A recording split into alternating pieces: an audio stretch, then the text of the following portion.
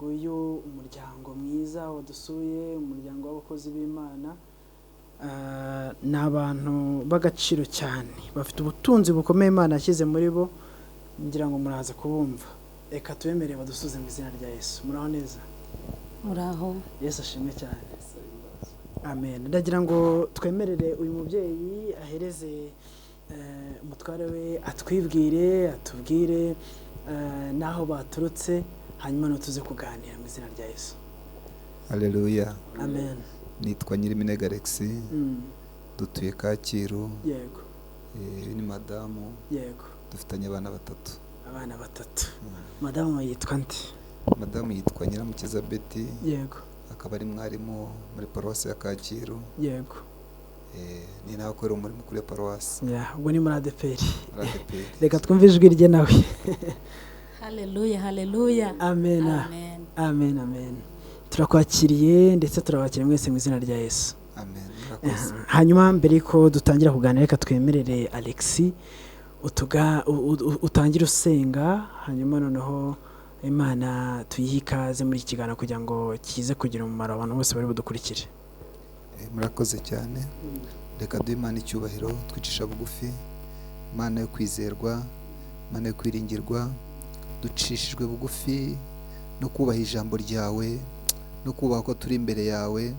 Abantu bose barimo kutureba aka kanya no kutwumva, turakwinginze kugira ngo Umwuka Wera amanukire mu matwi yabo, kugira ngo ibyo tuvuga ntiba ari ibyacu, ahubwo duhabwe n'Umwuka Wera ibyo tubabwira. Natwe ntituvuge ibyo twihaye mu bitekerezo byacu, ahubwo tuyoborwe n'Umwuka Wera. Turakwinginze kubw'imbaraga zawe nyinshi, wuruke kubana natwe. Turakwinginze imitima y'abantu benshi iboshye, Imana ibohorwe kuko tugiye kuvuga ijambo ryawe.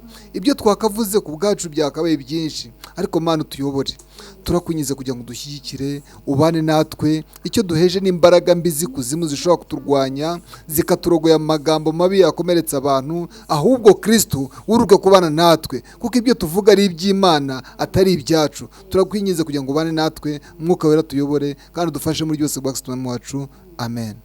Amen, amen. Murakoze cyane kudusengera. Reka dutangire n'ubuhamya, ariko mbere yuko dutangira ubuhamya nyirizina, reka tubanze twemerere Alex atubwire ukuntu mwahuye, ukuntu Imana yabahuje, noneho turaza kwinjira muri cya kigeragezo mwahuye nacyo, ari nacyo kibuze kuvamo isomo rikomeye ku bantu badukurikiye, abantu babashije kumenya uko mwahuye. Ni karibu.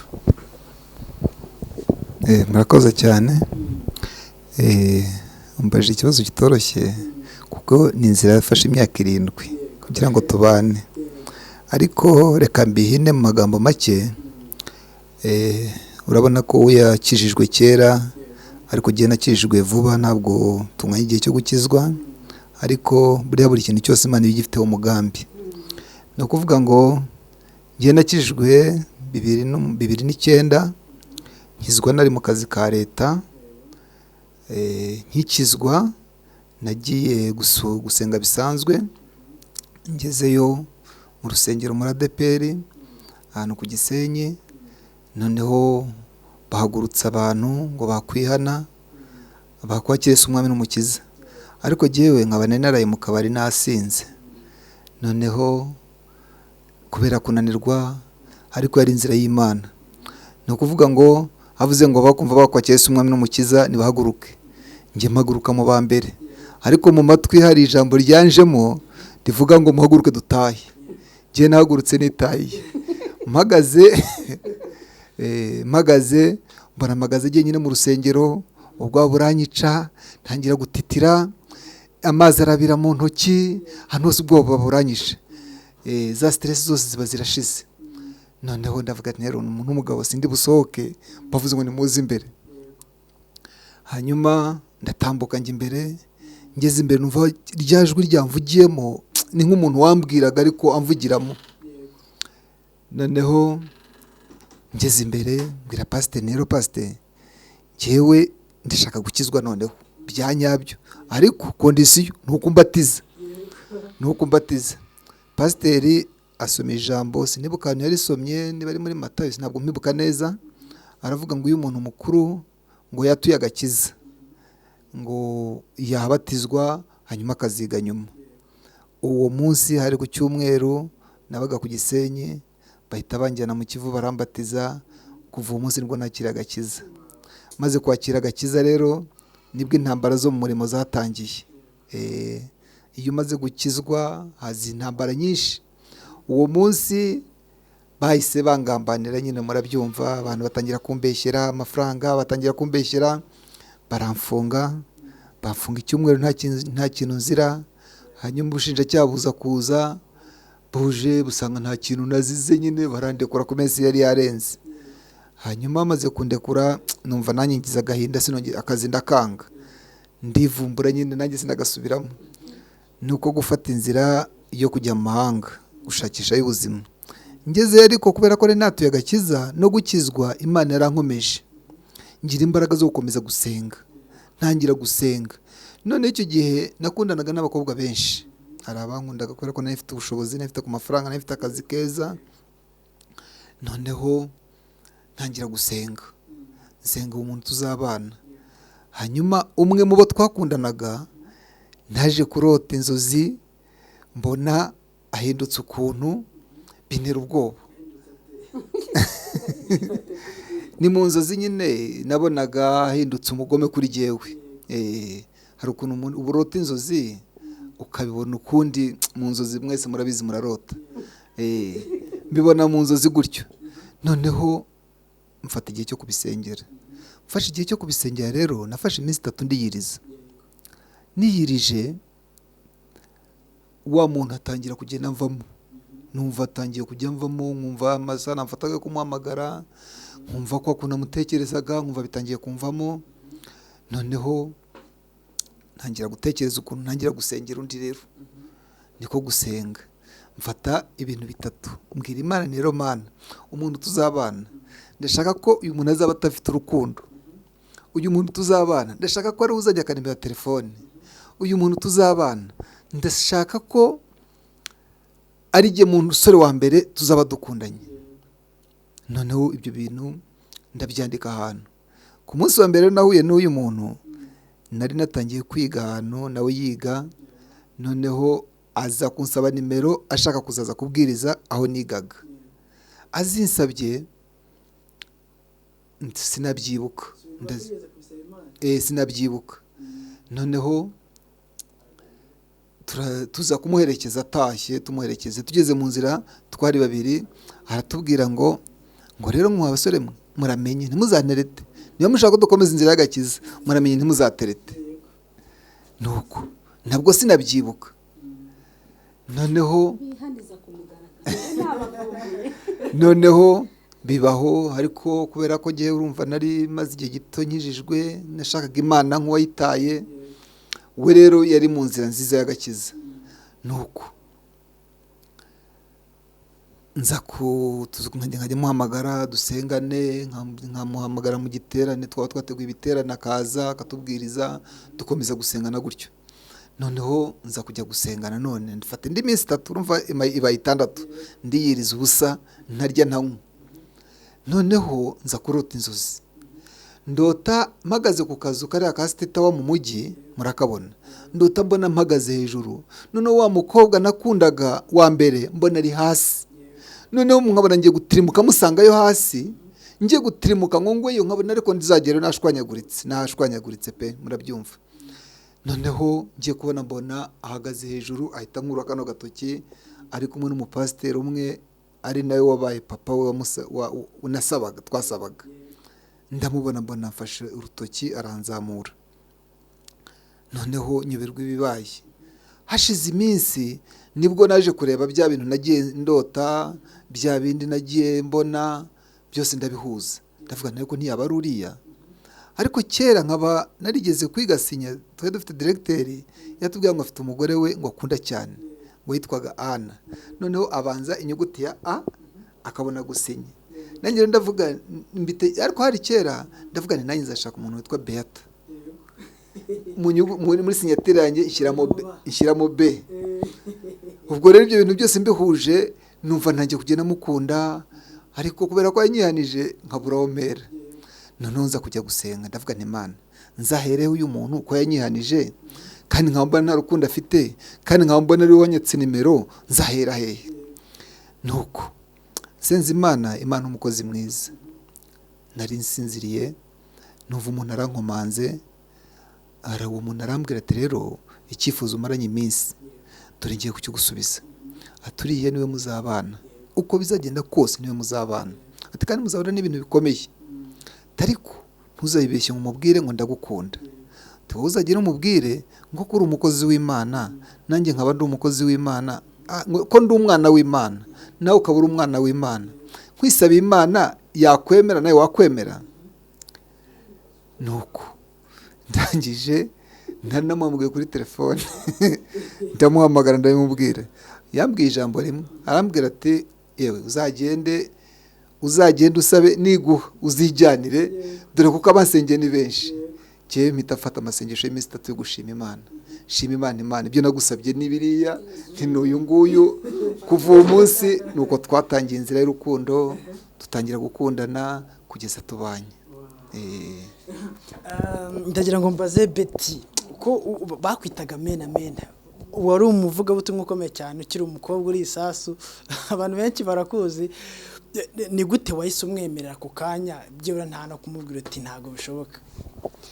Ntabwo namwemereye kuko n'uburyo yampamagaye abimbwira ngo agiye kunsaba Imana, numvaga bidakunda. Uransaba Imana se? Hari nabiyirije iminsi 7, nta rukundo numva mfite, ndumva nshaka kwiga. Ibyo ni nyuma kandi nibinaba ntabwo numva ari wowe, numvaga atari we. Urumva ibi ni ibintu Imana yakoze. Byaje kuza gute uramwemerera? Ese n'amasengesho wakoze Imana akubwira ati nturiya, byaje kugenda gute? Mu by'ukuri ntabwo nakoze amasengesho, je nari umuntu wizi usobanutse, ntabwo numvaga yuko gushaka ari ngombwa gusenga ngo mbaze Imana nerekwe. Numvaga nzamureba nkareba imico afite, yego n'Imana nkayibwira nyine ikandebera ikambera hafi, ariko nanone numvaga ntandukanye kandi ndavuga ati Imana uzampa umuntu mwerekwe.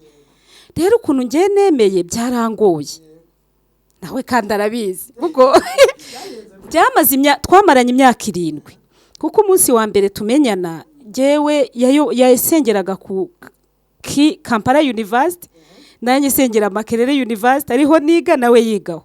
Duhurira rero mu giterane nagiye kubwiriza. Noneho nakundaga, nari doyenne w'abanyeshuri bose abantu basenga groupe de prière. Noneho twashaka gutumira twashaka gutumira korali y'Igisenyi gwize Uganda kuririmbayo.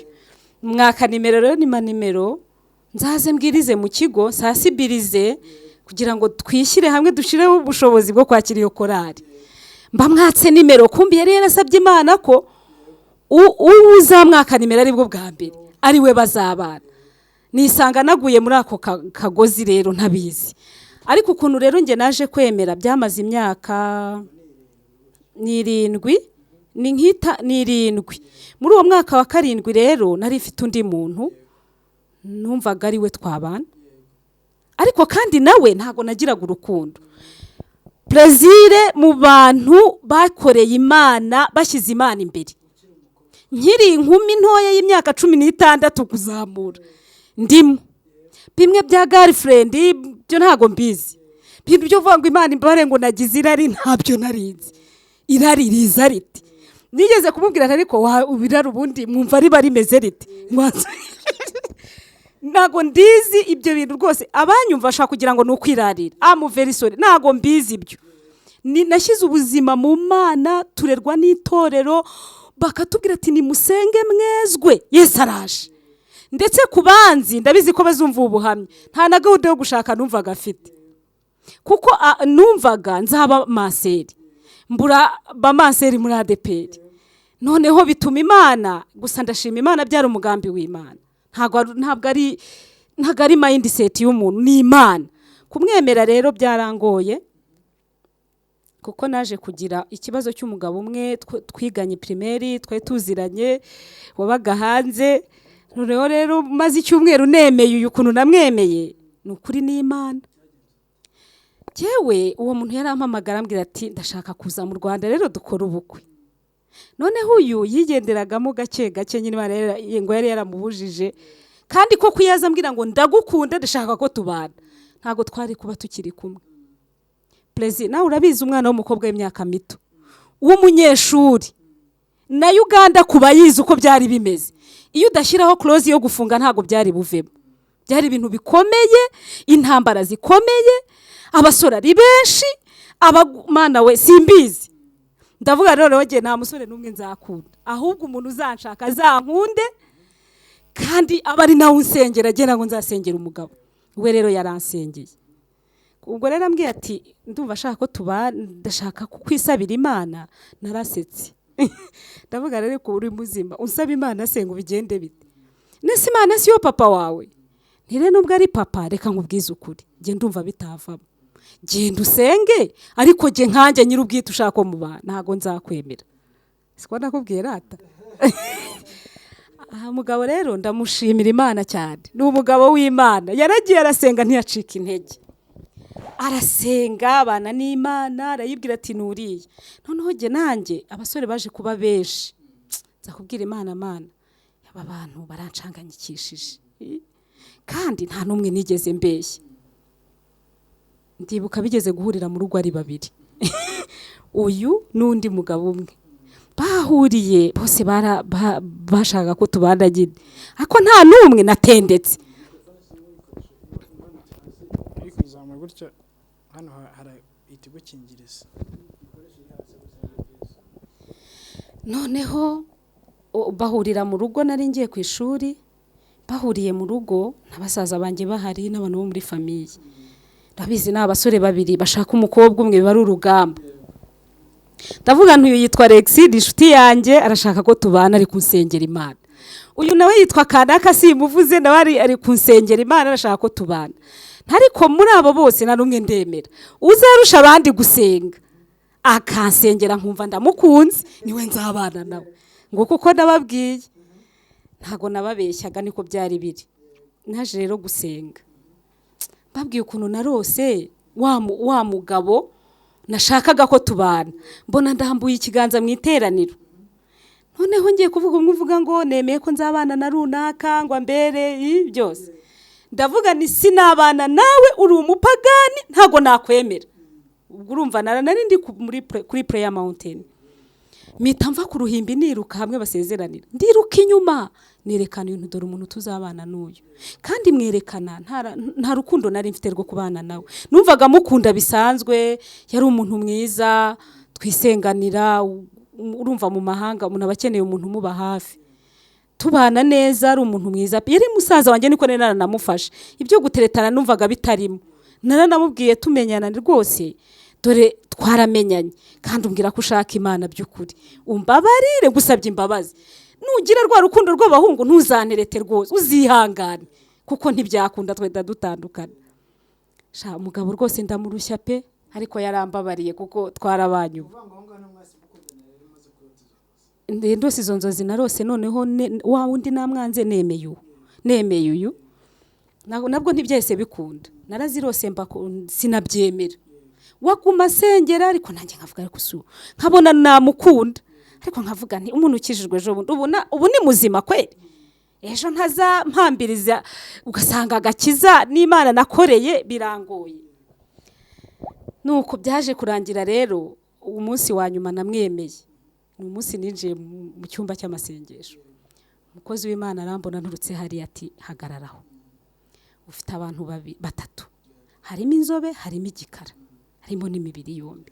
Kiriya gikara wanze imyaka 7 uzabana nawe, kandi ni umuntu mwiza, ntugire ikibazo.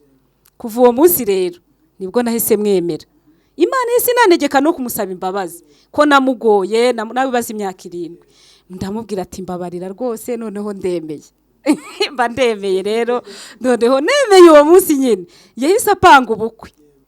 Nkubwire hashize amezi 2 yonyine ahita apanga ubukwe, none amera nk'unyibye. Noneho ubukwe baze kubupanga, wa wundi abateyemo nawe muri famiye niwe bari bazi, barambwira bati rero reka ubane n'uriya, turamuzi.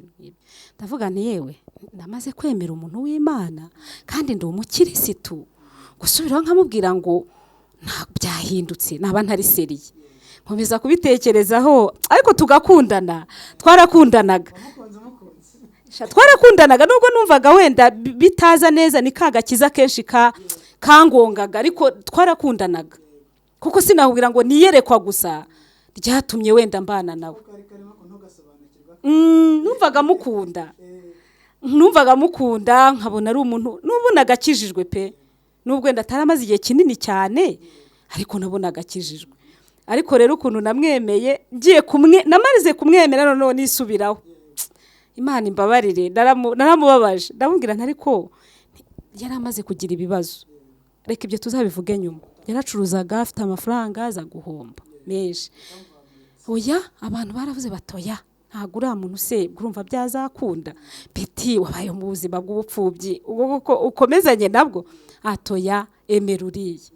None rero impamvu nkubwira ngo twarakundanaga, twaricaranye gutya, ndamubwira siko nakubwiye nti ubu waretse nkemera uriya, twagera i Burayi twajya twohereza amafaranga. Umutima wanjye wari clair cyane, umutima wanjye wari clair, ntabwo njya ngira ibintu rwose pe kubanzi, ntabwo njya ngira ibintu byo guca ku ruhande, ibintu by'uburyarya. Oya, niba ari agakiza nagakiza, niba ari ukuri kundimo niko kundimo, nawe niko anzi.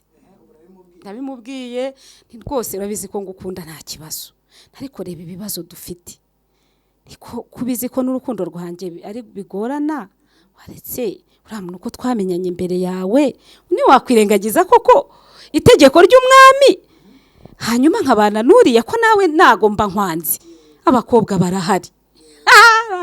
Uyu mugabo yarandebye araceceka, ngwi araceceka ate, urumva ariko byagenda nti gusa we yari afite ibanga pe, azi gusenga Imana akayibwira ati ayiva imbere kimuhaye, yari afite ibanga. Arangije arambwira ati niba ari uko bimeze nta kibazo, nahumva muri wowe ariko byagenda ntacyo. Niyageze anyereka n'uburakari, urumva yeze imbuto n'ukuri, ngira ngo yeze imbuto arya n'izindi kuko nta wundi mugabo abyihanganira. Yahise ajya akanyarira arasenga, yahise ajyayo sinanabimenye, amarayo iminsi 3 arasenga. Ngo yagiye gusenga Imana, harya bagiye gusengera ikindi nyibutse, nagiye gusenga ngira ngo nsobanuze Imana. Noneho Imana itembwira irambwira ngo ntegura ubukwe ngo bitarenze mu kwezi kwa 3, ngo nibirenga mu kwa 3 ngo sinzagira ikintu ngira kubaza Imana, ngo kandi irongera ambwira ngo kandi ngo se ngo ndashaka ko Imana ari inkorera ubukwe ngo cyangwa impa amafaranga mbwikorere. Gera nagiye gusaba amafaranga kugira ngo Imana inkorera ubukwe, Imana impa amafaranga nkora ubukwe. None Imana irambaza ati se ngo amafaranga wowe wikorera ubukwe cyangwa agiye ngo ukorere ubukwe. Urumva nahise nsaba ko Imana inkorera ubukwe. None itembwira ati rero bitarenze mu kwezi kwa 3 uba ari bwo tegura ubukwe. Nukuri n'inkwano nayo nari mfite ariko Imana yankoreye bitangaza, tugiye ku murenge gusinya, twavuye tumaze gukwa.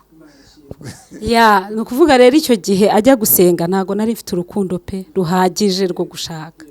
Yagiye kunsengera asabira Imana urukundo, yaravuze ati Imana umukobwa ko umukunda ubizi, none wamuhaye urukundo ko ngusabye ikimenyetso, akankunda ariko akankunda handasara ndeba gusara. Nukuri yavuyeyo President naramukunze, none nkajya muhamagara buri munsi, ibintu bitigeze bimbaho. Numva ndamukunze, numva urukundo ruraje, ndagenda nicaza wa undi ndamubwira nti ntago bizashoboka, ntago twabana wowe nti kuko hari undi muntu waje naremeye undi kandi genda uri n'umukristo, rero ntago namuhemukira rwose, ndumva mukunda urihangana, watinze no kubivuga kwanza. Nuko rero namwemeye, numva ndamukunze, none numva urukundo ruraje rwinshi, ndamwemera. Nukuri namwemeye mu by'ukuri nta n'ikintu yari afite, kuko icyo gihe mbere menyana nawe afite amafaranga menshi hamwe yagaragara musengera akavuga ati ntanze miliyoni ku murimo w'Imana, akayitanga. None abakobwa ngo yego, abakobwa bo bamwirukankagaho ngo babona afite amafaranga, ariko jye ukuntu nari nteye ntago nari materialist, ntago numvaga numvaga ntazi ibyo ari byo, ariko kandi nkabona nta n'iyindi nzira nzacamo, sindi mu babikira, sinyiri mu gaturika, papa wanjye yanyise izina ashaka ko nzaba maseri, ndakizwa rero nta kundi byari bugende. Ubwo rero naje twese dukora ubukwe, ariko nyine agira intambara zankomerekeje nanjye z'ubuzima, urumva habura 2 weeks ngo dukore ubukwe, bamwibye amadolari 60,000 harimo n'ay'abandi. Noneho abantu muri famiye bamwe bakavuga ati ariko se urashaka umuntu udafite ikintu na kimwe, yewe no muye batari ko subundi beti bizagera umva uzabahute, mbese banca intege. Ariko njyewe nari nzi ko agakiza iyo ukijijwe utajya ureba ku bintu, utareba ku by'isi guhanga umuntu ngo nuko ari umukene. Y'abakene ndabakunda rwose, n'umuhamagaro wanjye nicano no gufasha abantu b'Imana rwose. Numvaga nta muzizi icyo kintu. Hari umuntu umwe wavuze ngo ariko ngo ubwo uramwemese ngo ubwo muzatungwa n'iki, kandi n'ukuri yari n'uwo muri side yiwe. Ndamubwira ati jewe aho kugira ngo mufatanye n'ibibazo yagize n'amafaranga yose yahombeye Nairobi nanjye mwange, n'ukuri president nari nkiri muto, nari mfite abantu benshi bankunda nabana nabo, ariko mbona nta mpamvu yo kumubabaza. Umuntu yantegereje imyaka 7, umuntu arankunda, umuntu asenga Imana iyoboza inzira, Imana imunyoboraho. Ubu ndashaka iki mwange koko?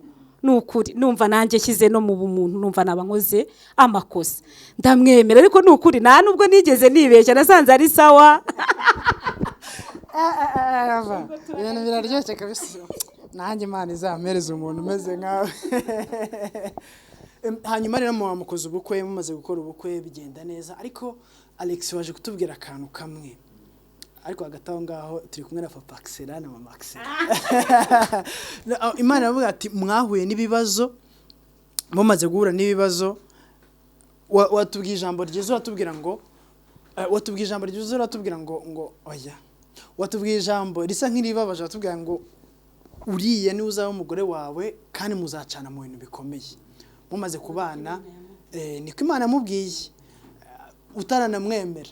Hanyuma ibyo bintu bikomeye mumaze kubana mwahise mubyara cyangwa mwaje kubura urubyaro, cyane ko abantu benshi bavuze ko abantu bazabana nicyo kintu bahita batekereza. Urakoze cyane. Twebwe twagize umugisha wo kubyara, ariko nubwo twabyaye vuba niko ntavuga. Twabyaye tumaze kubyara abana 3, ariko ku mwana wa mbere yaravutse yanga kurya, itangiye ko umwana nyine yabanje kubura amashereka. Abura amashereka, turwana kigozi, urumva tukiri mu buzima bwo gupfundikanya, turwana kigozi, nta kintu tugeraho cy'ubonye cyose ari kigozi. Noneho aho yakabaye nkaho atangiye kurya, arwara ikintu cyitwa arwara mu mukondo. Arwara mu mukondo, umwana baramubaga bamubagiye kwa Nyirinkwaya. Bamaze kumubaga birafeiringa, birongera bashwanyuka, none biba bibi kurushaho, biba ngombwa ko baduha transfer ya Faisal. Tugeze Faisal ubwo yari afite amezi 9. Tugeze Faisal nabwo hari akantu batubwiye ngo bagombaga kongera mu mukondo, sinibuka ako kantu rero ngo nta nakari gahari. Kitwa ngukira ndakibagiye uko kitwe, nuko karanabura. Bibatubwira ko ngo bagomba kugatumiza mu Buhinde, amafaranga ni menshi. Ndumva n'ubwishingizi ntabwo twari dufite icyo gihe, turwana n'izo ntambara, ariko turashima Imana yuko umwana yakiza kamera neza. Noneho ku mwana wa kabiri rero tugira ngo turashubishwe, ubwo urumva haciyemo undi mwaka umwe. Umwana we yagiye kugenda abasigiye n'ubundi bukene. Urumva tugize umugisha tubonye n'uwa kabiri. Uwa kabiri noneho byo bibagahebuza kamba ariko mbivuga, akigera amezi 2 nyina kiri ku kiriri. Twagize umugisha w'abantu baje kuduhemba mu rugo, baje kuduhemba. Haza umuntu mu bantu ba hafi niko navuga, araza aramufata mu kubita kwibere, kwa kundi twe dorekeje abantu bagejeje ku irembo, tugarutse dusanga mu kubise kwibere.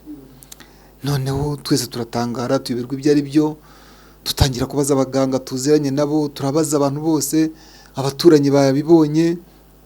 Umwana turamwirwanye tumujyana kwa muganga. Tugeze kwa muganga baratubwira ati rero umwana we nta kintu turi bubone, kereka uwo muntu wamwonyeje mubari we muzana tukamupima tukareba ko hari ikibazo afite. Nuko twirukiye, batugira inama yo kujya kuri Isange Kacyiru. Tuhageze umwana babanza baramupima, ariko batubwira ko kubera ko imiti batanga yo kumurinda bayihera ku myaka 2 kandi afite amezi 2. ubwo urumva yagombaga kumwica byanze bikunze. Batugataho kugira ngo rero umwana imiti mwice, mwebwe mubanze mujiza n'uwo muntu tumupime, noneho mutange duhe umwana imiti tuzi neza kuko yanduye. Turabanza turamuhendahenda, tubicisha mu bushuti, tubicisha mu kivandimwe, turahendahenda, umuntu atubera ibamba. Ariko ku munota wa nyuma polisi iza gufata icyemezo cy'uko ubwo urumva hajemo polisi, kubera ko batweje kuri polisi kugira ngo tuzane attestation médicale. Noneho jiyemo nibwo namambwe rero nta mpamvu yo kugira ngo tuguteze polisi wakwizanye. Arambwira turanyishyura moto, ndamubwira ni ngwino we nta kibazo. Turagenda tugeze kuri polisi baduha attestation médicale, ariko nabwo byatinze byanyuze mu zindi nzira, ni réquisition médicale. Tuyizanye kuri polisi, tuyizanye ku bitaro. Ubwo batubwiraga babanje kutubwira amasaha 48, amasaha 48, ngo yarenze amasaha 48 ngo abayanduye. Noneho ubwo urumva nyine ubwoba ni bwinshi, ibintu tubonye bwa mbere twagize ubwoba, twahangayitse, buri muntu wese ni ibibazo. Noneho aza kuza, aje baramupima, yavuye muri laboratoire, araza aricara ngaho turategereza. Ibisubizo byagiye kuza byazanye na polisi n'amapingu, baraza bamukubita amapingu, bagiye kutubwira ibisubizo. Baratubwira ati rero uyu muntu yanduye sida, yanduye na hepatite. None rero nta kintu tugomba gukora, tugomba kubishyikiriza ubutabera. Nuko umuntu baramutwaye. Ubwo mwibwo ko turi abarokore tugomba no kwera imbuto, twibaza ukuntu tugiye kwera imbuto zo gufungisha umuntu, nabyo dusanga n'ikindi kibazo. Twibaza umwana ukuntu nawe agiye kuturembana, nako no kudupfana, kubera ko bahise bahagarika nyina kongera kumwonsa. Barambwira ati n'umwonsa nawe urandura. Ibyiza rero umwana amuhagarika kumwonsa, ubwo nyina agiye ku kibazo cy'amashereka murya. Amashereka ni ibibazo nyine nabyumva. Ni magambo umwana nawe yase yandura. Ntabwo twavuga ngo ahise yandura, ariko bamutangije imiti. Noneho ya miti niyo yari ifite imbaraga cyane kurusha kwandura, reka mbari ko mvuga, kuko yanywaga umuti agahwera, akaruka, akaremba. Yaremba nta kintu twagomba gukora, twagomba kumujyana mu bitaro. Twamugeza mu bitaro tugasanga abaye desiderate, bakamugize kuri serum. Ubwo tugiye mu bitaro bakadutegeka kumuha ya kigozi, za kigozi, kigozi Francire nizo twamuhaga. Urumva ubushobozi bwo kwa muganga, ubushobozi bwo kumugura y'amata, naho twahuye n'izo ntambara zikomeye cyane. Mufashije gato kwandura, kurumva umuntu wonkeje umwana yararwaye, kandi noneho umwana yari afite ibisebe mu kanwa.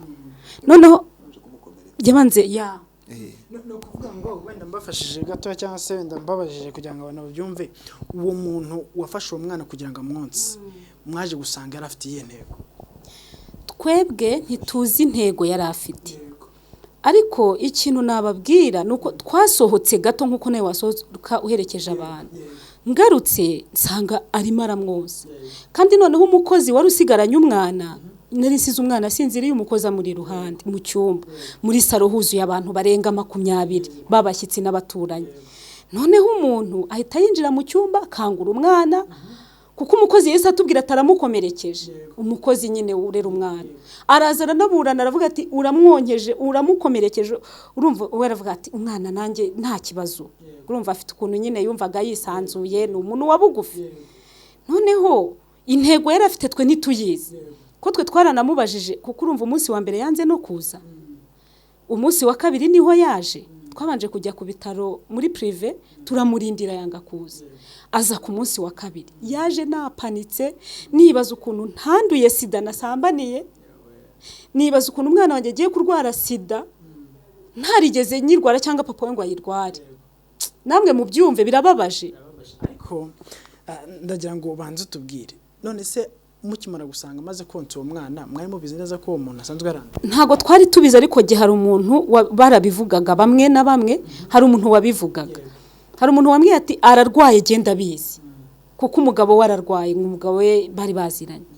Noneho ikibazo twari dufite, twumvaga uwo muntu nanone ataduhemukira dukurikije uko tumuzi. Je naramuhamagaye nawe aramwihamagarira, ndamubwira ati koko wa muntu w'Imana we ko umwana nta cyaha yakoze, ko natwe nta cyaha twagukoreye, ko tutigeze tukugirira nabi, watubabariye ukaza bakagupima tukareba niba nta kibazo, niba kandi kinahari tugafasha umwana. Yanga kuza, yanze kuza agena papa we, dufata icyemezo cyo kumujyana kwa muganga. Turavuga nubwo yanze kuza ariko reka dufashe umwana, ejo atarwara biturutse ku burangare bwacu. Rero uwo muntu twemejwe yuko wenda yaragambiriye kumwanduza, hari uko dusanze arwaye, kandi noneho yari yanze no kuza mbere. Ni nk'Imana gusa yashatse kudufasha twebwe. Rero umwana iyo aba atanduye ntago umwana bari bumuha imiti, kuko iriya miti bamuhaye ni yamuprotectingaga yica microbe yageze mu mubiri we. Dr yafashe initiative yo kwandika imiti ya sida kuri uriya mwana wacu kugira ngo umwana atazarwara byiteka. Rero abaganga ni beza, iyo nama batugiriye niyo yatumye umwana wacu aba muzima. Bakunzi bazabura icyo mudukurikiye, ngewe iyo ndi kumva abarokore maze gura n'abarokore menshi batanga ubuhamya, abenshi bafite umwuka wera w'Imana bakunda kuvuga ibintu babivuga mu buryo burendirect. Mu by'ukuri yashaka kumuroga, yashaka kumwica, yashaka kugira ngo amwanuze sida.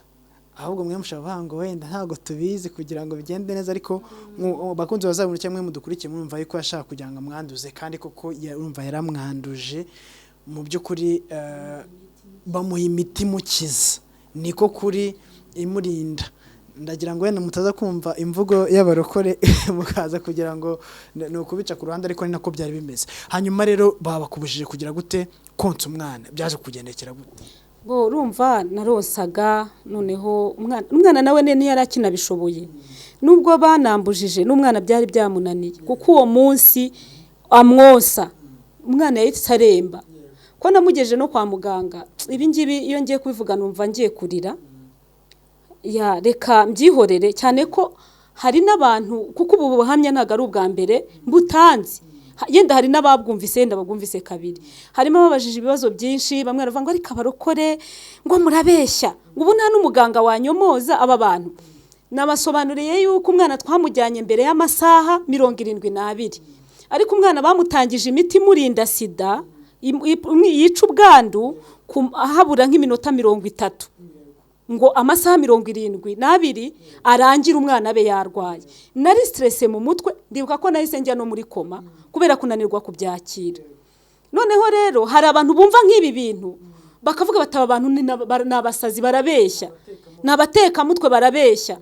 None harababujije ngo none umwana mwari mufite igipapuro ko yanduye, none se ni gute umwana yakonswa n'umuntu utari mama we kandi bagasanga narwaye hanyuma ukamugumisha mu rugo? Ubwo ababyumva muri shakiramo igisubizo. Munyihanga rero ngo mbivuga ndakaye nuko ari abantu baba batabyumva.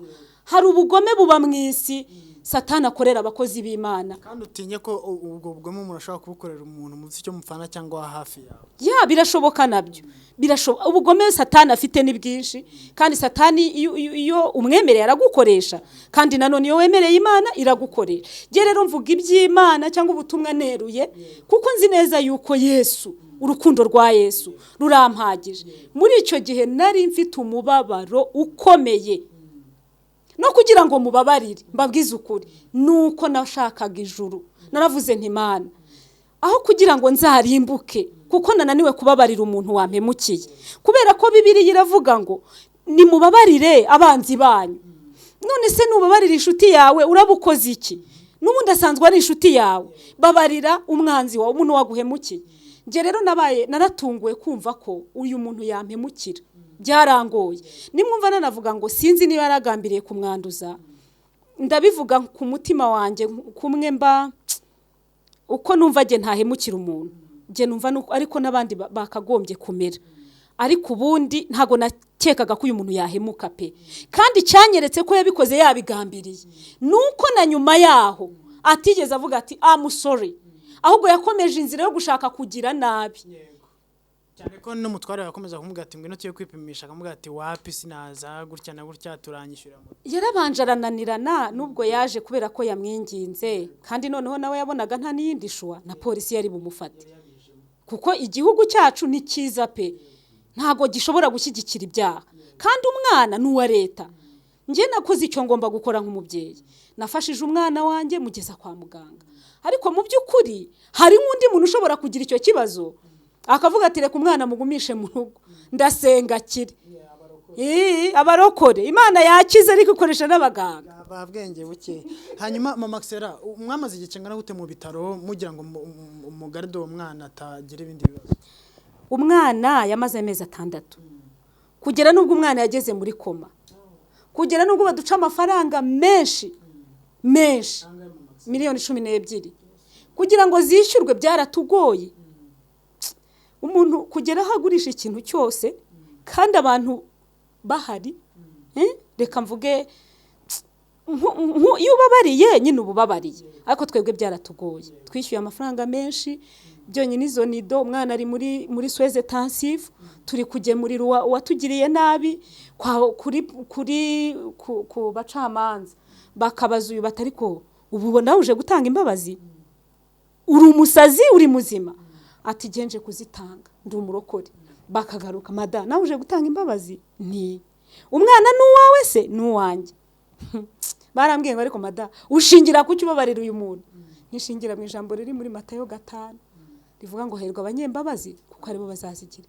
Ngo Matayo 5 abacamanza abashinjacyaha barahamagara, nago nimuze hano mwumve ngo hano hari Matayo 5, ngo sikiya Matayo, ngo Matayo 5 mu gitabo cya Repubulika y'u Rwanda cy'amategeko ahana harahanditse Matayo 5. Umuntu yisha umwana ngo Matayo 5, ndavuga ni ngiye narakijijwe. Amategeko y'u Rwanda arahari cyangwa y'isi yose, ariko hari n'amategeko agenga abana b'Imana, agenga abantu bakijijwe, adusaba kubabarira. Nge ndamubabari, ntago nezerewe kuko umwana wanjye ari muri koma, n'uyu muntu yampemukiye, ariko nge ndamubabariye kuko ndumva ashaka kujya mu ijuru. Wamubabara uvuye mu bitaro uvuye kureba umwana cyane. Mama Axela, watubwiye ko umwana mwashatse amafaranga kugira ngo mumuvuze agera muri miliyoni 10. Mu by'ukuri iyi ndwara bamuvuraga zabaga bamuvuraga ni imiti ya sida yanyweye iramwica. Mugizeho ingaruka imutera izindi. Urumva imiti yanyweye ya sida imurinda bwa bwandu yanamwishe, yamurushaga imbaraga. Nawe baza umwana w'amezi 2 kumuha imiti iri kuri stage ya 3 ya sida.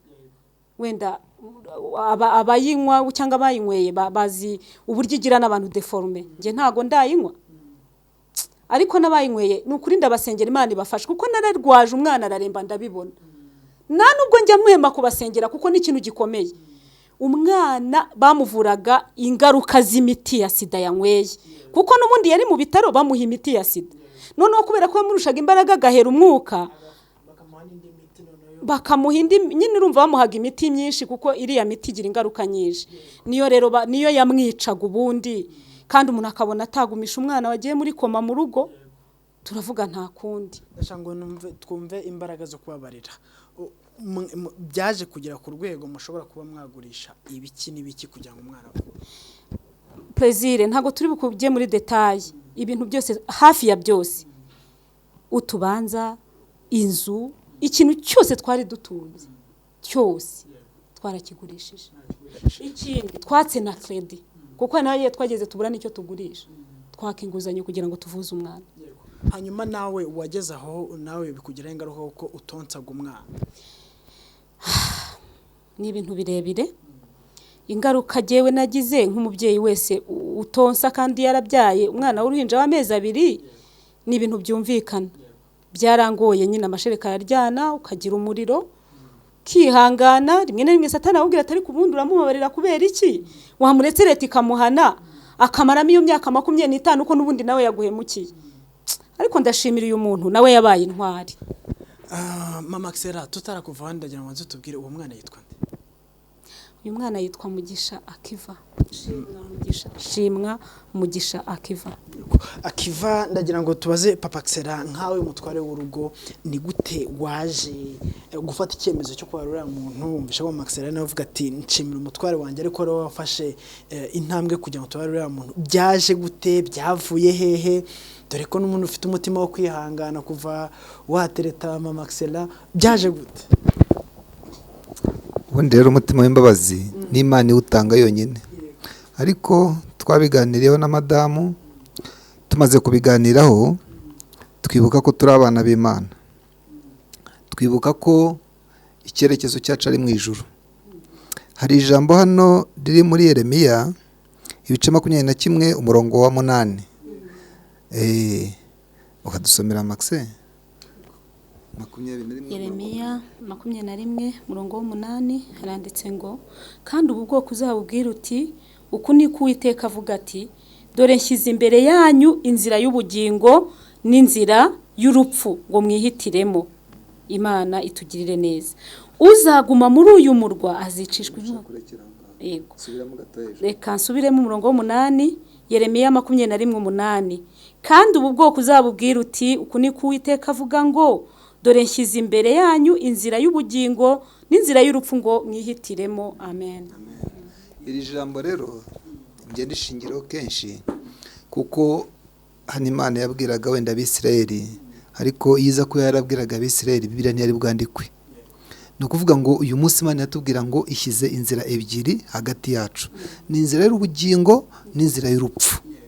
Ni ukuvuga ngo iyo ugize imbabazi, wowe ubwawe ugize imbabazi, wumva ubohotse, urabohoka ubwawe. Noneho nta wundi wababariye, iyo yakira izo mbabazi nawe ubwe arabohoka.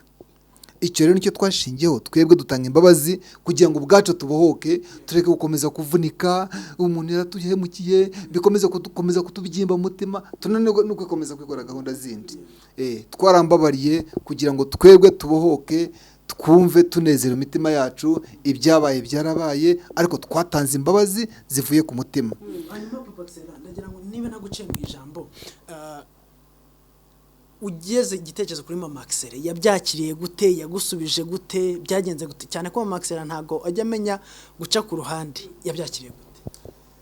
Buriya rero Imana yaranshubije, yampaye umugore mwiza. Imana yampaye umugore mwiza, ni umugore wumvikana, ni umugore ujya inama. Ni ukuvuga ngo icyo mubwiye arabanza akagitekereza, akacyumva ko ari cyo koko. Naramubwiye nese ko ubona ibintu bibaye, kandi twaba tuzi ko gutanga imbabazi, Yesu barambaje ngo se ngo umuntu ntabwo mukira ngo uzambabare kangahe? Yabashubije ngo iki? Ngo 7, ukube 7 inshuro 70. Ni inshuro nyinshi cyane. Niko imbabazi zigomba kungana rero mu muntu wese. Ni ukuvuga ngo rero mfite umugore utanga imbabazi, niyo namukoshereje hari nk'igihe nibagirwa kumuhamagara natize nko gutaha, ni ukuri yo mubwe ntimbabarira, imbabazi ziba hafi. Ndagushimira rero Imana igumugisha. Yarabyemeye kandi yumva ko za nzira nahoze mbabwira, harimo inzira y'ubugingo n'inzira y'urupfu. Twahisemo inzira rero y'ubugingo, nta kintu na kimwe kizadutandukanya n'inzira y'ubugingo. Hari ibintu abantu wenda batahita bumva, ariko nagira ngo utubwire Mama Xera, icyo gihe mufata icyemezo cyo kumubabarira mwembi, umwana yarari ku yihe stage? Yari muri Suez intensive. Mu Kinyarwanda bwo kuvuga mu ndembe hamwe bahumekeshwa n'ibyuma. Niho mu yandi magambo no kuvuga ngo mwabonaga yuko ashobora no gupfa ko yari yarangiye, kuko yari yahumekeshwaga n'ibyuma, n'abaganga baraduhamagaraga ati noneho turabona birangiye mwazi. Twagerayo twumva, nge numvaga nacitse n'umugongo, nkumva byanze pe, ariko nanone tukanagemura, twaramugemuriraga.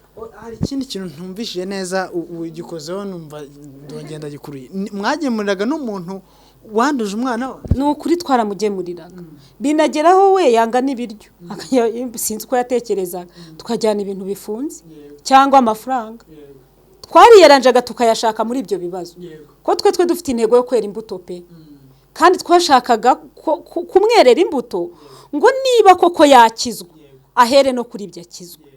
Twebwe nkatwe twumva twarakoze icyo twagombaga gukora, nta kindi kintu twasigaje. Twaramugemuriraga, umwana yararembye nawe tukamureba, ariko kwari kwa kwiyemeza kwiyongeramo imbaraga. Hari igihe uba wumva warangiye, wumva imbaraga zagushiranye, ariko nkunda Yesu ajya twongeramo imbaraga. Haleluya, haleluya bene data, ajya twongeramo imbaraga, ajya duha imbaraga tunaniwe, gihe wumva ucitse intege agahita gusubizamo imbaraga. Twarafatanyaga tugakomezanya, abajyanama bari benshi, harimo abo twasenganaga, hari abavugaga ati murimo murakora amakosa, nimureke ubushinjacyaha bukora umurimo wabwo, cyane ko aribwo bireba abana bafite leta ifite abashinjacyaha b'abana, nta kintu bibarebaho, mwebwe nimwitahire leta ikomeze. Nkabitekereza nkavuga si uyu mumama afite abana nawe batoya, yari afite urugo, aba bana we barabaho bate ko Satani ari wamuteye ubugome, uyu mwana waraziriye. Je natekerezaga n'umwana we, harimo rero bavuze ati mama Axela wowe uri n'igicucu kwanza, wowe uragirira umwana w'abandi muwe utabanje wawe, Imana izabimpembere. Natekereje kuri uriya mwana we nkavuga ati hoya umufunga imyaka 25, hari ico nakora bigitangira nagikora uyu muntu agataha. Naragikoze na papa Axela turafatanya, sorry, thank you, turafatanya dukora icyo twagombaga gukora. Abantu batabyumva meme n'uyu munsi ntarimo batabyumva, harimo navuga ati ariko subundi buri yabavuga ibyiki yabyihoreye. Ariko jewe niba Imana yaranshyize ku gipimo ikanyigishanya n'uyu muntu tukiga kandi burya mu kigeragezo nta n'umuntu wisobanura. Tubana n'ikigeragezo cyacu, turakena pe, turakena, inzara ntago yabura muri ubwo burwayi. Nyuma yariko Imana igenda ica inzira, igenda itugaburira, igenda iduha uburyo, nta kintu tubaye, turashima Imana. Ariko uriya muntu ntabwo we yagize umutima wo kwihana. Ntabwo rero kubabarira, ubabarira umuntu wagusabye imbabazi, ubabarira n'utazi gusabye, kuko iyo ubabariye nyine urabohoka, wumva ubohotse. Ni nayo mpamvu nyine ari irabohora, Imana irabohora. Imana irabohora President, tuyihe icyubahiro. Imana irera, Imana irabohora, Imana irakiranuka, Imana iradukunda. Nawe urimo wumva bino bintu ukumva birenze umutwe wawe, humura, Imana izakurikirana ibyawe, izakubohora, izakurengera. Erega na sida yigukiza niyo hepatite, Imana niki cyayinanira. Reka tumugane ku musozo mbaza papa Axela, nyuma yuko mumubabariye mu muryango mubona ko umwana yapfuye byarangiye, mugiye ubwo ni ku rukiko mukavuga ko mwatanze imbabazi, ese amaherezo yaje kuba yahe? Baje kumubabarira baramufungura, byaje kugenda gute? Twaje kujya mu rukiko, twarakomeje muri polisi turamukurikirana, twayatumugemurira, tubiza kugera muri parike nyine, bijya mu rukiko. Bigezeyo turagenda turandika urwandiko, twandika ko twebwe dutanze imbabazi nta yindi nkurikizi. Urukiko rabisuzuma baramurekura. Bamaze kumurekura, ariko mbere yuko aza kuza cyagiye nakubwaga namuhamagaraga, yarambwiye ijambo rikomeye, arambwira ngo mva ngo ngewe ngo murambwira amagambo menshi ngo ariko ngo tucane umubano, ngo ducane umubano. Ndambwirane nta kibazo, niwe ngwino n'ibindi tuzabikurikirana. Kuva kuri we rero afite igikomere kimuvunnye, ariko twebwe twarabohowe, twebwe twarambabariye, aho ari hose yumve ko twambabariye. Nukuri Imana nayo izamuha imbabazi, kuko imbabazi ziruta ibintu byose, imbabazi ziruta ibitambo, niko birivuga. Twebwe rero twarabohotse, twarambabariye, umva imbabazi mu izina rya Yesu. Ayiwe, Imana no kurira babarira kandi n'abantu bayo barababarira. Hanyuma mama Axela, nyuma yo kumubabarira murabizi neza yuko umwana ameze nabi agiye gupfa, ese umwana yaje gupfa cyangwa Imana yaje kumukiza? Imana yaje gukiza umwana. Nyuma y'icyo gihe umudamu we bamufunguye nyuma y'ibyumweru 3, kuko twatangiye kubikurikirana bikiri hasi. Iyo baba baramukatiye yarageze mageragere, kuba byarangiye ntago leta igikina ubundi, kandi leta ni nziza. Ariko twarabikurikiranye ku rukiko, twandika urwandiko rwiza cyane. Nushaka byatwe turubere ngo kumva ko uyu muntu ari inshuti yacu, ko uyu muntu twakundanaga, ko nta kintu twapfaga, ko yari umuntu wa hafi rwose, mutugire neza rukiko mwamurekura. Bareba iyo lettre yanditse neza, yirimo nawe nyine urumva yese agira ubwenge, aravuga ati nandika nsaba imbabazi ngo nemere ko namwonyeje bazankomezanya.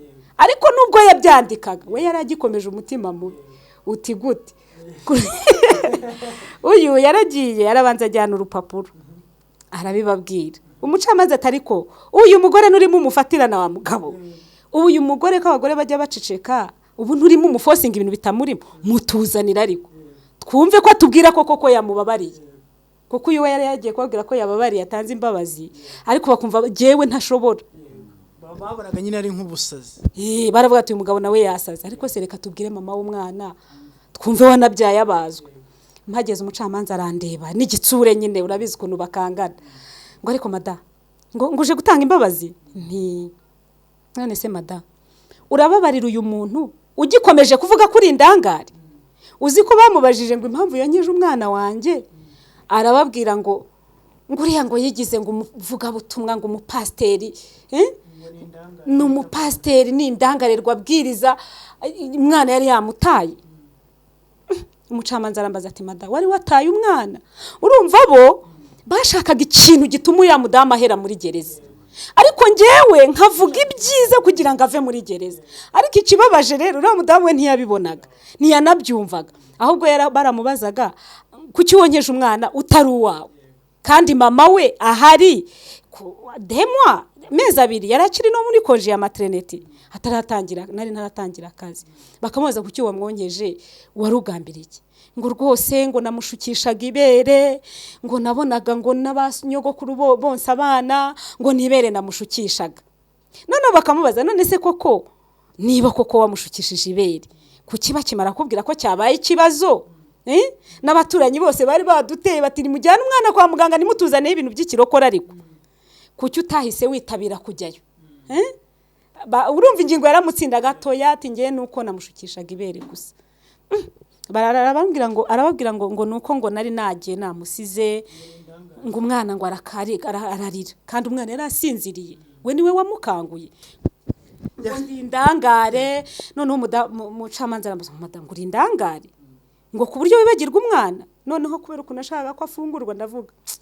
ntago ndi indangare ntahubwo iyo ntwite ndanibeshyera niyo ntwite ni nkunda kwibagirwa ntubwo wenda wabona ariyo mpamvu avuga ko ndi indangare umucamanza arambwira ati made ibyo uvuga ntabyo uzi uyu mudamu afite ubugome kandi uyu mudamu ntabwo agukunda ariko nta nicyo dupfa twabanaga neza cyese niba byari mu mutima we nge ntabyo narinzi nti rero kubw'iyo mpamvu jewe rwose naramubabariye urebye muri iyi si turimo y'umubiri ubundi nanjye navuga yuko rwose mwabaye indangare mu buryo bwo kubabarira umuntu udakeneye imbabazi kubabarira umuntu udakeneye imbabazi neza gutya kure ko adakeneye imbabazi udafite imbaraga z'umwuka wera ntabwo wamubabarira burya niko wenda abantu mwize cyane ushobora kubitekereza ariko ijambo ry'Imana avuga ngo kubaho Uwiteka nibwo bwenge kandi kuva mu byaha niko kujijuka hano hari Matayo 5 hahirwa abanyembabazi Yeremiya hano adusomeye 21:8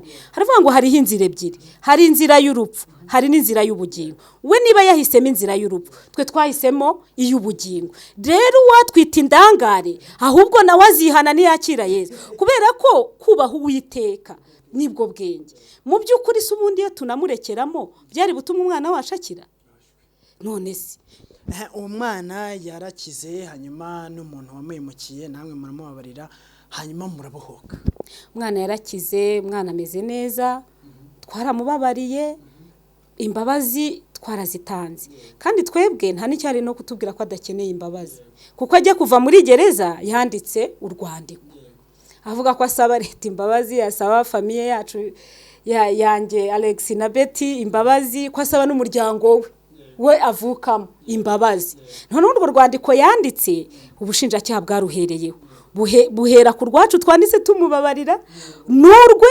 buramurekura ndetse twibwirwe n'iki koko atazikeneye ahubwo ko nyuma yatubereye ibamba agakomeza kugira ibintu by'umutima mubi ariko bishobora kuba ari complex inferiority niko giye ntekereza ariko twe twaramubabariye rwose kandi yarazikeneye imbabazi kuko gufungwa imyaka 25 ni ikintu gikomeye hanyuma rero mumaze kumubabarira imitima yanyu birabohotse Papa Axela mwumvishije muri mwebwe hari amahoro aje nyuma yo kumubabarira agafungurwa n'umwana akagira agakira twebwe twagize umugisha w'uko ababariwe tukumva turabohotse tukumva tugize umunezero kuko wa muntu gufungisha umuntu no mu by'ukuri nabwo ntibyari butunezeze kuko hano mu Bagalati ibice 5 ku murongo wa 16 haravuga ngo muyoborwe n'umwuka abayoborwa n'umwuka nibo bana b'Imana ubwo rero twebwe turi abana b'Imana, ntabwo twishyira hejuru, ariko turi abana b'Imana, ndabihamya ntashidikanya,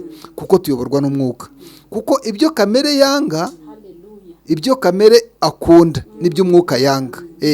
Iby'umwuka nibyo kamere yanga. Ni ukuvuga ngo wowe ibyo ushaka ntabwo ari iby'umwuka ashaka, ni inverse, birayobanye. Niyo mpamvu rero twebwe twemereye ko umwuka tuyobora, twayobowe n'umwuka kugira ngo tumbabarire, ntabwo ari uburangare rwose. Ati ntabwo ari uburangare. Hanyuma Mama Axella, mumaze kubohoka n'ubu ngubu waje kudusura uvuga uti twarabohotse, Imana yacu irabohora. Ndagira ngo tubwire, muri irabohora hari projet watangiye kujya ubwira abantu ngo Imana yacu irabohora. Ndagira ngo dusobanurire abantu muri make cyane, turimo turasoza kugira ngo abantu bumve n'icyo kintu cyane. Jewe nagize umwanya muri iyi corona ngoye, kuko ngiye nkunda kubwiriza ubutumwa bwiza, kubera rero ko bafunze insengero ariko izi mitima ntizifunze.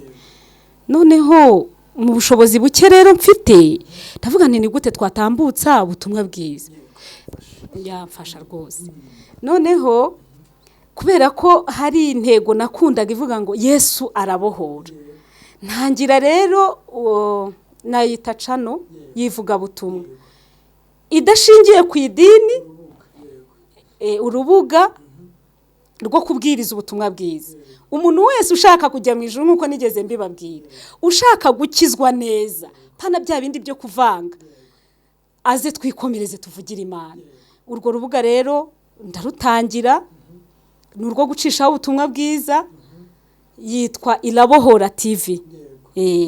Hanyuma rero abantu bose bumva bashaka kubohoka, maybe bananiwe gutanga imbabazi, bananiwe gusaba imbabazi, bananiwe no kwakira agakiza, kuko ubundi ntiwanababarira utarakiriye Yesu. Rero ndumva aricyo nababwira. Intego y'iri vuga butumwa no kubwiriza abantu bakihana bakajya mu ijuru, nta yindi ntego, nta kindi, nta yindi nyungu, nuko abantu bakizwa bakajya mu ijuru. Noneho rero irabohora, ni ukuvuga ngo Yesu arabohora. Ni ukuvuga ngo ibuka cyagiye cyakirema bakimanurira hasi, kikubita hasi kiboshwe n'ibyaha, Yesu arakibohora, akibabarira ibyaha. muri Mariko ibice 2 umurongo wa 1 ngo bakimanuriramo. Reba bakimanuye nko muri iyi nzu, kikubita hasi. Yesu akibonye abona gifite ibyaha, abona ntigikijijwe, ahita akibwira ngo ibyaha byawe urabibabariwe. Ahita nakibwira ngo noneho ubwo nkubabariye ibyaha, hita unabyuka wikorera ingobyi yawe wigendere. Yesu arabohora rero, abohora ibyaha, akabohora indwara, n'ubukene arabukiza, ibintu by'ubutindi by'ubukenewe bwaramva. Reka mbabwire, iyo wagiye mu muryango w'abana b'Imana, ubutandukanye na karande zose, niba iwanyu batarashakaga urashaka, niba iwanyu batarashyingirwa urashyingirwa, abantu batarakize urakira. Niba iwanyu hari abantu batacuje ngo bunguke, ngo iwacu ngo ntawe ujye hunguka, ngo oya, wowe wagiye mu muryango w'abana b'Imana urunguka mu izina rya Yesu. Ariko intego si uko wunguka mu mubiri, banza wunguke mu mwuka, ubanze ukizwe neza, ureke kubona ibyisi ngo bigukurure. Numara gukizwa neza, Yesu agukubire za shuro zingahe? 100 agerekeho n'iki n'ubugingo. Duha Imana icyubahiro. Haleluya. Tukiri muri aya mavuta rero, reka dusabe Papa Axella adusengere, asengere umuntu wese wumvishije ubu buhamya, kugira ngo Imana imusubizemo intege mu bugingo bwe. Hari abantu bananiwe kubabarira, hari abantu bananiwe gusaba imbabazi, hari abantu bananiwe kuva mu byaha kandi barumvisha ubutumwa bwiza, hari abantu bagiye bahura n'ubuzima bukomeye. Ariko numara gusenga turaza kugaruka dutanga nimero, ndaza ngiye kuzibihera nimero zanyu kugira ngo n'abantu bagiye bananirwa n'urwo rugendo muzabafasha, kandi rwose muzabafasha. Hanyuma ndaza no kugaruka none mbabwira cyane cyane kuri uyu murimo mugiye gukora, umurimo ukomeye cyane Imana igiye kubafashamo gukora mu gihe kiri imbere. Ntabwo twaje kwihimura ku muntu kubera ko yaduhemukiye, ahubwo twaje gutanga imbabazi no kumumenyesha imbabazi z'Imana. Yesu yaje mu isi kugira ngo abantu bababarirwe. Satani yari yaratuboshye atubera mu byaha, ariko Yesu aza kutubohora. None rero reka dusenga Imana. Mana y'ukuri, Mana yo kwiringirwa, ni ukuri duciye bugufi kubw'iri jambo no kubw'ubuhamya kugira ngo Kristo bushyigikire bugere ku mitima y'abantu bananiwe kubabarira, abantu binangiye bumva ko imitima yabo ari igomba kubayobora. Turakwinginze kugira ngo umwuka wera amanuke kugira ngo abe ari bo bibayobora. Mwami Yesu Kristo, we wazanywe no kugira ngo abantu babohorwe ibyaha, babohorwe ububata bw'umwanzi, babohorwe imigozi n'iminyururu. Mu izina rya Yesu Kristo turacagagura imbaraga z'ikuzimu zituma abantu batumva ijambo ry'Imana ngo rigume imitima yabo, ahubwo bakumva ko ari ukwishyira hejuru no kugira ngo bamenyekane. Mana turakwinginze, sura aba bantu imitima yabo, ubumvishe ijambo ry'Imana, bakomere kuri Kristo, kuko Kristo ntabwo yazanywe no kubabazwa ku busa gusa, ahubwo yazanywe no kugira ngo ducungurwe. Turakwinginze Kristo wabambwe ku musaraba, komeza usura imitima ya buri muntu wese, komeza usura imitima ya buri muntu wese utwumva. Turakwinginze, hari abarwayi, hari abarembye, hari abafite ubukene butuma bakora ibyaha, nabo turabasengeye. Hari ababoshywe n'akarande, hari ababoshywe n'imyuka mibi, hari ababoshywe n'ubutindi, abo bose turabasengeye mu izina rya Yesu Kristo. Imbaraga z'ijuru zikomeze kugaragara. Turagushimye kubw'iri vugabutumwa kugira ngo ukomeze kubana n'ubwo wacu. Amen.